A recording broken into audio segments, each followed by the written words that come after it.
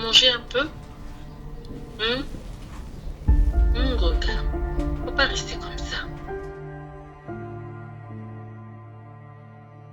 J'ai crié. J'ai supplié. Et rien. Mon amour, ça va? Je fais grâce. Gloire à Dieu. Tu m'as beaucoup manqué.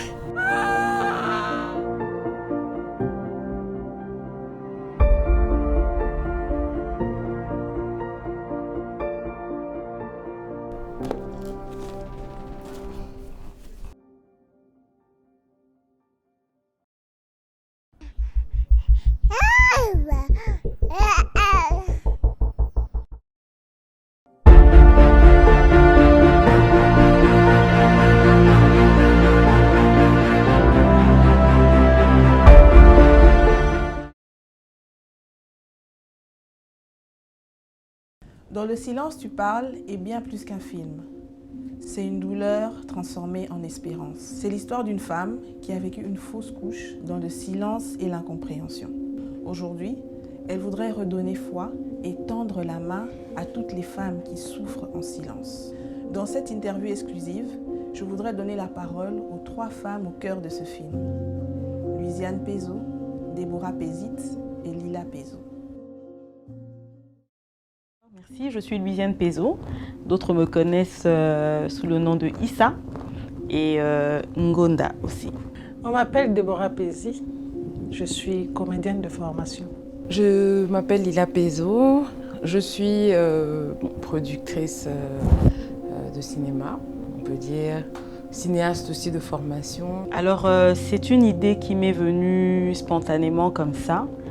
Faut le dire. Donc, au début d'année, en janvier, quand je souhaitais bonne année à tout le monde, je n'avais pas prévu, en tout cas, de réaliser de film cette année ou de produire de film, encore moins un film qui me concernerait personnellement. Au début, je me suis dit, j'ai pas voulu parler, mais bon, je lui ai dit, ok, il faut réfléchir, tu es sûre? Est-ce que tu veux vraiment revenir dans ça? Elle m'a dit, oui, je sais comment je vais le faire. Et puis bon, on l'a accompagné au mieux qu'on pouvait. Et le résultat est juste extraordinaire en fait. À la base, j'avais d'autres projets en fait pour juillet et août, pour la période d'août principalement. J'avais d'autres projets. Et c'est en pensant sur le projet que j'avais initialement pour mon anniversaire, celui d'aller visiter le musée de la Bible aux États-Unis, que je me suis dit, tiens, pourquoi ne pas faire quelque chose qui édifierait plus de monde que moi-même? Et en y réfléchissant, j'ai pensé à un film. Et dans cette vision-là, dans cette pensée, en réfléchissant, je suis tombée sur l'idée de faire de raconter très brièvement ce que j'ai vécu. Elle m'a contactée au début de l'année pour un autre projet qui n'avait rien à voir avec le film. Et j'ai aimé le projet. C'est comme ça qu'on a commencé. Et je lui ai demandé si je pourrais intégrer l'équipe de l'organisation. Et c'était parti comme ça. Quand elle m'a dit, je veux faire un film, j'étais pas forcément contente parce que je me suis dit, elle va nous replonger dans ce stress-là, en fait, de revivre tout ça. Pour moi, c'était quand même assez lourd. Mais au final, c'est quand même une satisfaction parce qu'on voit que le résultat est de pouvoir justement clôturer une période de deuil et de passer, d'ouvrir la porte en fait à d'autres horizons. On a commencé à parler presque tous les jours concernant le projet et la vie. C'est après qu'elle m'a parlé de son projet de film. Je lui ai posé la question, tu vois qui jouait dans ce film? Elle m'a dit, toi. Je dis, non. En fait, j'étais surprise. Je dis, pourquoi elle m'a choisi moi? Pourquoi me faire confiance à ce point, vu qu'elle ne m'a jamais vue sur scène, si je peux le dire. Bon, en fait, elle m'a vu sur scène jouer le théâtre classique, mais pas dans un film. Et surtout, beaucoup plus pour ce rôle.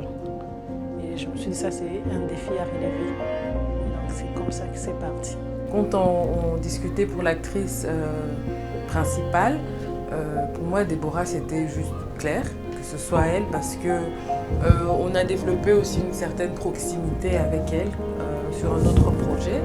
Et donc, et j'ai vu aussi ses prestations dans d'autres, comment dire, dans une pièce de théâtre et puis dans un autre film, une comédie, je pense, congolaise, que j'avais beaucoup appréciée. Et donc pour moi c'était une évidence. Donc on a commencé par la sélection, le casting en fait, non seulement de l'actrice, mais aussi des équipes techniques qui ont accompagné le réal. Au niveau le réal a créé son équipe et ainsi de suite. Donc vraiment c'était autant dans l'idée, dans les échanges, le développement. Je suis chrétien croyant. Quand j'ai reçu ce rôle, je suis allée chercher mon ami intime, qui est Dieu. Je lui ai parlé de ce projet. J'ai prié. J'ai dit, je ne sais pas comment commencer. Je lui ai demandé une inspiration divine pour bien jouer ce rôle. Quand vous portez la vie, en fait, vous portez un projet. C'est un projet particulier, c'est pas comme un projet d'affaires, c'est pas non plus un projet de production ou de réalisation de film. C'est un projet spécial et auquel on s'attache dès le moment où on est au courant de l'existence de ce projet. On y est attaché par les émotions, on y est attaché spirituellement, on y est attaché intellectuellement même parce qu'il y a de la réflexion tout autour. Et donc que ce projet me soit interrompu comme ça, sans mon accord, sans mon autorisation, sans que je n'ai eu le temps de donner mon avis, ça fait très mal. Un enfant, une vie, c'est un événement particulier, c'était mon premier et non, c'était un choc.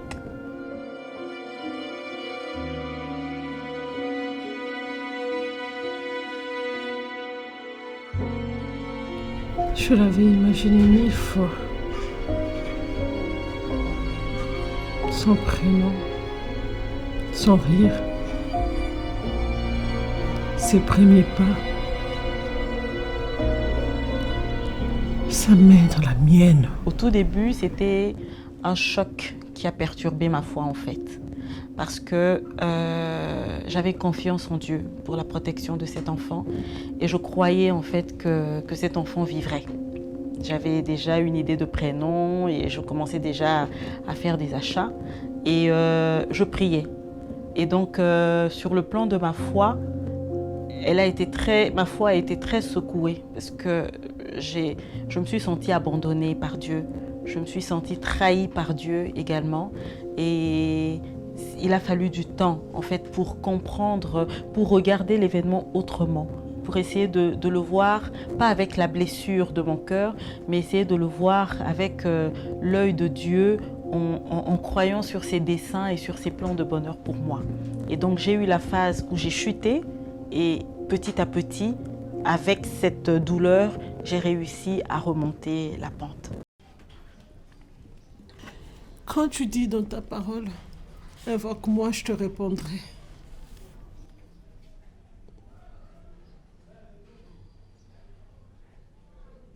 Je suis là. Réponds-moi.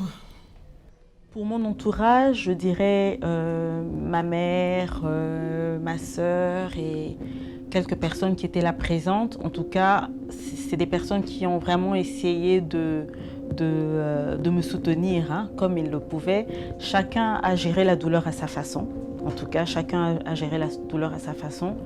Que ce soit moi, que ce soit ma sœur. En tout cas, toutes les personnes qui étaient autour de cet enfant, toutes les personnes qui étaient liées à cet enfant, étant blessées, ont joué, ont géré la douleur chacun à sa façon. C'est vrai qu'on n'en a pas forcément parlé, justement, parce qu'on se dit que la douleur est tellement profonde qu'il vaut mieux ne pas remuer le couteau dans la plaie. Alors qu'en fait, pour moi, c'était une douleur dont j'avais besoin de parler. Je me souviens qu'une fois, parce qu'après que je sois sortie de l'hôpital, une semaine après, ma sœur donnait naissance à son petit garçon. Donc j'ai rassemblé les vêtements que j'avais achetés pour mon bébé. Je suis allée lui donner et tout. Ma sœur m'a dit « Non, garde-les, c'est pour toi ». En fait, on s'est limité là. Il n'y a pas vraiment eu d'échange beaucoup plus approfondi sur le geste que je voulais faire. Après, c'est vrai qu'elle n'avait pas tort sur le coup. En fait, je n'avais pas compris comme ça. Mais avec du recul, il fallait que je prenne le temps, en fait, de faire calmement mon deuil et de trouver le bon moment de rendre ce qui était parti. on va dire, parce que mon fils est né juste une semaine après la perte de l'enfant. Donc une semaine après, moi j'accouchais dans le même hôpital et la semaine d'avant, on était avec elle. J'étais avec elle à l'hôpital et quand elle est venue me donner les vêtements qu'elle avait pliés, arrangés pour... bon, c'était vraiment très lourd parce que je me suis dit oui, non quoi, non. C'est pas pour... Peut-être celui-là est parti, mais le trésor du Seigneur n'est pas dépourvu en fait.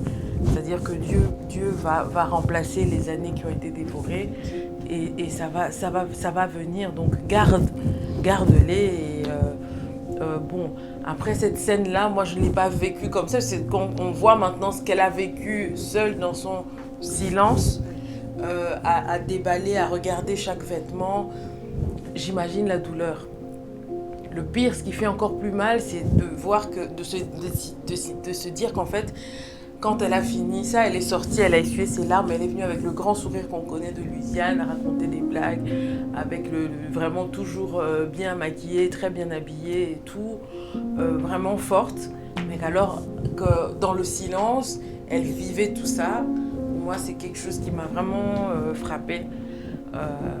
Vous savez, il y a des choses qu'on ne peut vivre que seul, avec Dieu en fait. Parce que même les sœurs, la famille tout autour, c'est vrai, on était là, on voulait l'aider, mais on ne pouvait pas faire plus que ça. Donc maintenant, découvrir ce qu'elle a vécu dans le silence, dans la solitude, avec son Seigneur, je pense que c'est une autre facette de cette histoire que l'on découvre. Ça fait mal, mais après ça fait plaisir de voir que finalement elle s'en sort et qu'elle le prend comme un tremplin pour sa propre vie, mais aussi au service des vies, des femmes qui peuvent en avoir besoin. Il m'a fallu quand même beaucoup de temps pour arriver à entendre la voix de Dieu. Dieu est resté silencieux pour moi parce que pendant que je lui demandais pourquoi, pendant que j'essayais de comprendre pourquoi il avait permis que ça m'arrive, il ne répondait pas. Il ne répondait pas. Je dois avouer que j'ai été avertie avant.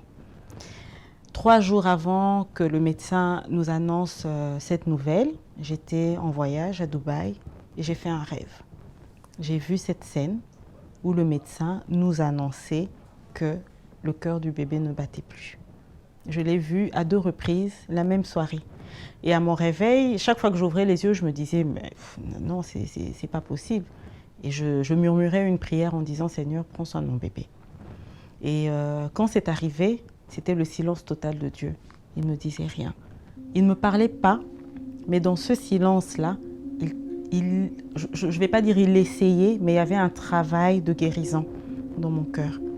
Et c'est dans ce silence-là que j'ai commencé à comprendre en fait que Dieu avait permis, mais qu'il était avec moi dans tous les cas. Parce que pire aurait pu m'arriver et effectivement j'étais en danger. J'ai failli perdre la vie pendant l'intervention et Dieu était avec moi.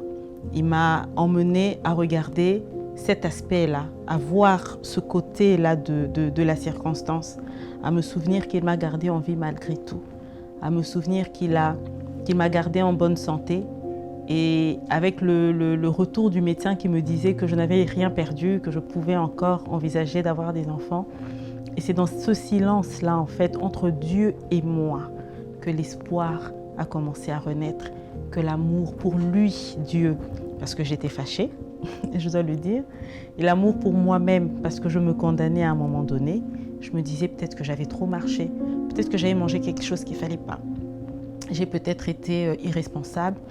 Et l'amour pour les autres, toutes les personnes qui étaient autour de moi, parce que personne en fait n'était responsable de ça, personne. D'ailleurs, un des premiers rôles que la prière a joué, c'est de rétablir cette relation avec Dieu. Et en rétablissant cette relation-là, il y a une réconciliation, il y a un pardon entre Dieu et moi d'abord, parce qu'il s'agit d'abord de Dieu et moi. Parce que au tout début, je vous assure, Nira, prier, c'était compliqué.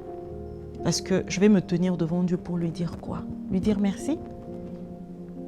Ou lui demander comment va l'âme de mon petit, qu'est-ce que je lui aurais dit? Donc c'était vraiment difficile. Et petit à petit, avec la prière, j'ai réappris, je me suis reconnectée en fait à Dieu. Par la prière, je dois le dire comme ça, j'ai pardonné à Dieu. Et par la prière, je me suis pardonnée à moi-même.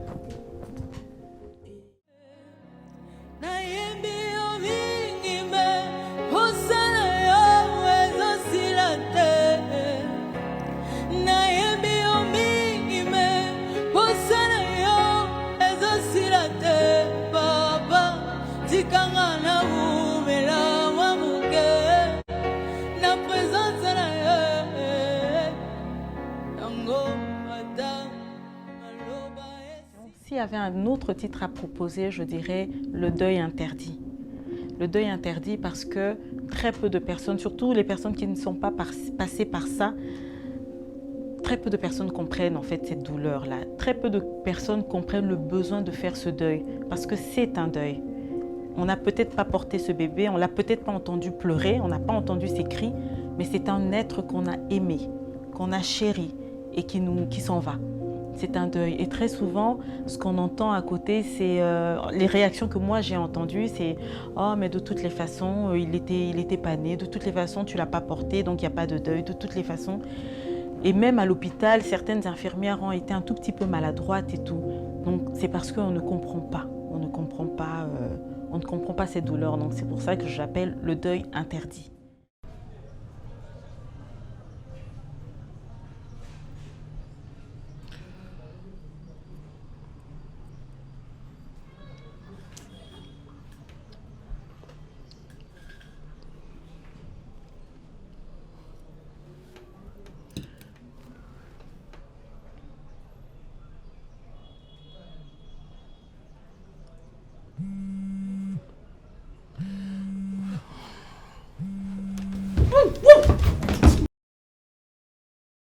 Moi, j'ai vu une femme tomber.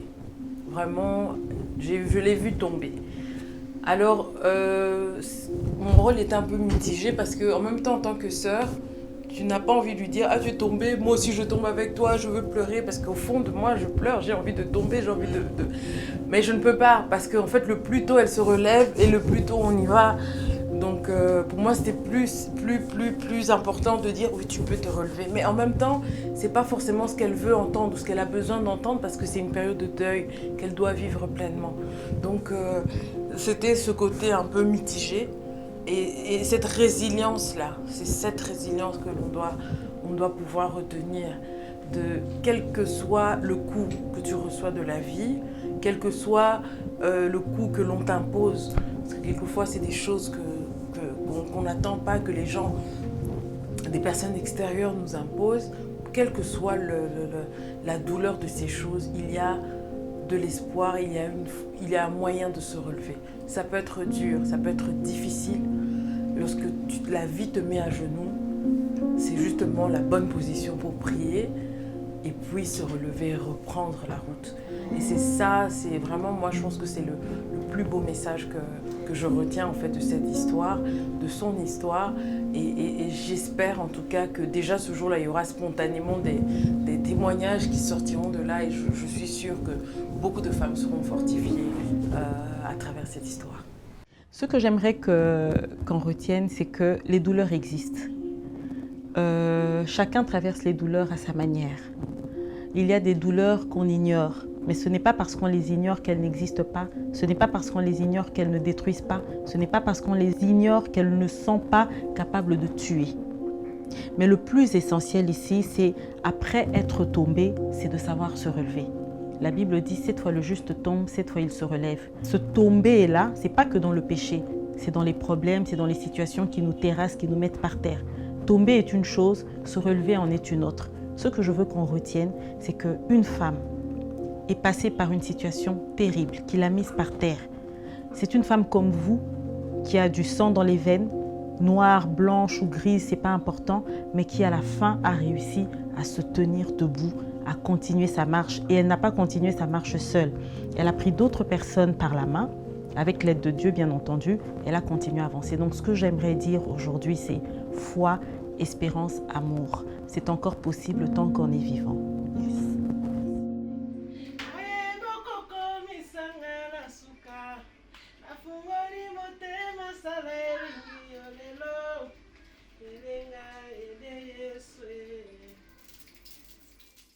Aujourd'hui, je vais très bien. Je vais super bien. La preuve, dans le silence, tu parles est là. C'est la preuve que je vais bien. Parce que tant qu'on n'est pas guéri d'une chose, on a du mal à en parler, on n'en parle pas. Mais dès le moment où on ouvre la bouche pour parler, après 2 ans, oui, un peu plus de 2 ans de silence, ça veut dire qu'on va très bien. Je vais super bien. Je ne me rendais pas compte, j'en ai parlé à quelqu'un, je pense que c'était avec Déborah, l'actrice. Je pense que c'est à elle que je disais un jour que, en fait, je ne le savais pas, mais j'ai réalisé que j'ai clôturé mon deuil par ce film. Et comme je vous ai dit, je n'avais pas prévu ce film. L'idée m'est tombée comme ça. Alors que je prévoyais autre chose pour mon anniversaire, j'ai été orientée autrement. Et en fait, c'était pour fermer définitivement ce livre et le ranger quelque part. Donc maintenant, ce n'est qu'une histoire.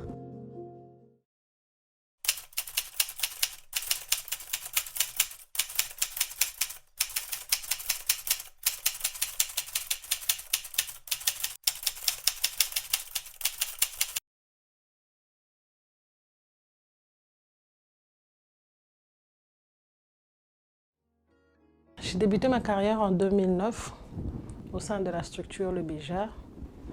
Et c'est là-bas que j'ai appris à être celle que je suis devenue aujourd'hui, une comédienne, si je peux le dire, hors pair. Louisiane était une connaissance. Aujourd'hui, je dirais qu'elle est devenue plus qu'une amie, je dirais une sœur pour moi. Il y a quelque chose qui m'a aussi marquée. C'est un moment de prière que j'ai eu avec Louisiane. Nous avons eu un moment de prière pour prier pour ces projets. Je dirais que ça m'a vraiment beaucoup aidé. Parce qu'à un moment donné, je me disais comment commencer. C'est vrai que ça arrive de pleurer. Oui, tu pleures devant la caméra, mais là, je ne voulais pas que les gens puissent ressentir qu'elle est en train de pleurer. Je voulais jouer. Enfin, je voulais vraiment incarner le rôle, porter le personnage comme il faut. Et voilà. Pleurer, c'est facile, rire, être triste, tout ça, parce que j'ai une formation et c'est aussi un talent que j'ai. Mais s'il faut dire, la scène la plus difficile durant le tournage, c'est la scène où je me retrouve devant les habits de l'enfant. Pourquoi c'était si difficile? Parce que tellement que je voulais avoir ce rôle-là réussir. Je voulais vraiment que les gens... Je voulais vraiment entrer dans le rôle, quoi. Et je me suis mise dans la peau de Louisiane. Je me suis mise dans la peau de toutes ces femmes-là qui ont vécu ces moments difficiles. Et du coup, ça a été difficile pour moi de m'en sortir. Je ne voyais plus la caméra, je ne voyais plus l'équipe technique. Je ne voyais que moi, cette femme-là qui a eu à perdre un enfant et s'est retrouvée devant, si je peux dire, sa layette.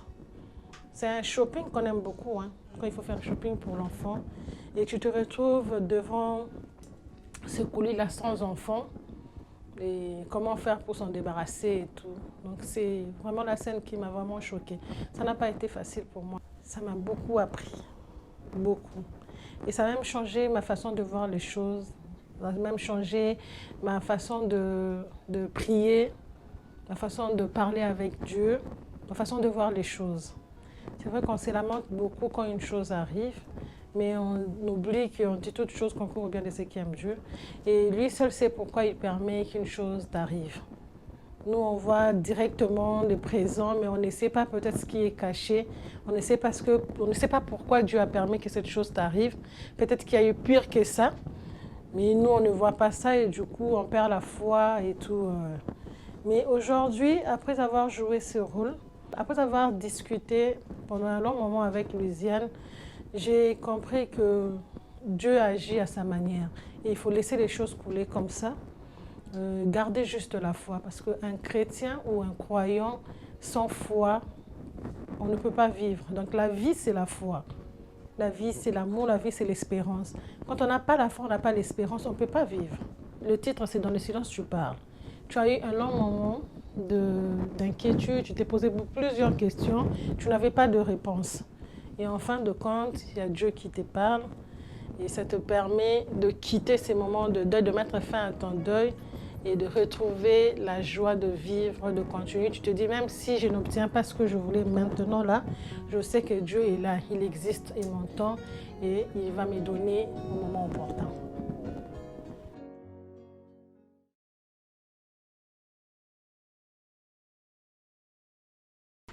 En fait, ce que j'aimerais dire à toutes les femmes, c'est que Dieu est bon d'abord, pour commencer. Que Dieu est bon, que Dieu est amour, que c'est un papa responsable, qu'il n'abandonne personne, quelle que soit la difficulté de la situation. Parce qu'il y a des personnes, il y a des femmes qui ont déjà un diagnostic du médecin. Moi encore, le médecin m'a dit que je peux. Mais on a à qui on a dit que c'était plus possible, que c'était la dernière tentative et tout. Et à toutes ces femmes-là, que ce soit celles qui peuvent, que ce soit celles qui ne peuvent pas, j'aimerais qu'elles sachent que Dieu est bon, que Dieu est fidèle, que Dieu est amour. Et j'aimerais leur dire également que tant qu'il y a la vie, il y a de l'espoir. Un chien vivant vaut mieux qu'un lion mort. On ne sait pas de quoi le lendemain est fait, mais on sait que ce lendemain-là, une chose dont on peut être sûr, c'est que ce lendemain-là est fait de la bonté de l'Éternel. Et j'aimerais leur dire que Dieu est amour. Et que cet amour-là, qui vient de Dieu, nous, on doit le recevoir, l'accepter tel qu'il est, l'accepter, le recevoir et le transmettre. Ça, c'est ce que je veux dire aux femmes, de tenir bon, de s'accrocher et de continuer de croire.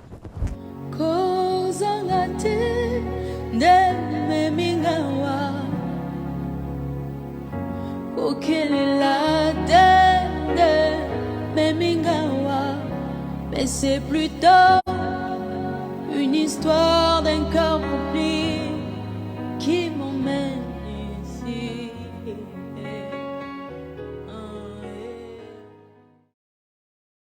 Faites tout pour que vous ayez vos regards ici, vers la caméra. Vers la caméra. Voilà, c'est comme ça, beaucoup plus. On y va. Mais je repose la question. Je pose la question juste, on y va. C'est rien d'été, bon, c'est l'été. C'est en mode super copine, ouais. Si, on peut. Okay. Avant de poser cette question, on demande d'abord comment ça s'est passé pour chacune. Ok, merci. Ça va. Donc voilà les filles, comment s'est passée l'interview? L'interview est finie. Comment ça s'est passé? Comment vous l'avez trouvé? Vous vous sentiez bien? Toujours pleine d'émotions. Beaucoup de choses qui refont surface, mais toujours un plaisir. Surtout, on a fait l'effort de ne pas gaspiller ce maquillage. On a pris beaucoup de temps pour le faire. Non, l'interview s'est très bien passée. Comme Lila a dit, beaucoup d'émotions. Et comme Déborah a dit, hein, on a tout fait pour retenir nos larmes et tout ça.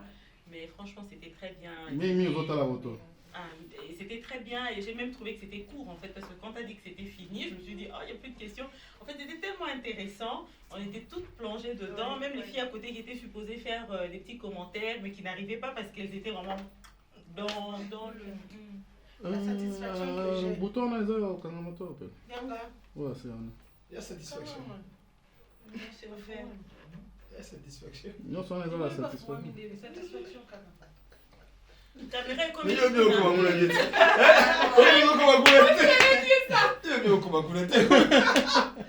est comme là ça va? Ouais, ça va, c'est bon. On passe parce que je peux recadrer l'autre là. Rajouter quelque chose. Je pense que voilà, c'est le moment au moins de parler de ceux qui sont de l'autre côté de la caméra, qui font un travail donc comme des héros dans l'ombre, dont on a PC Montréal. Surtout pour la rigueur. Montréal, Sly, Getty et toute l'équipe. Richard, Snake, Serpent Mordant. Et Tommy.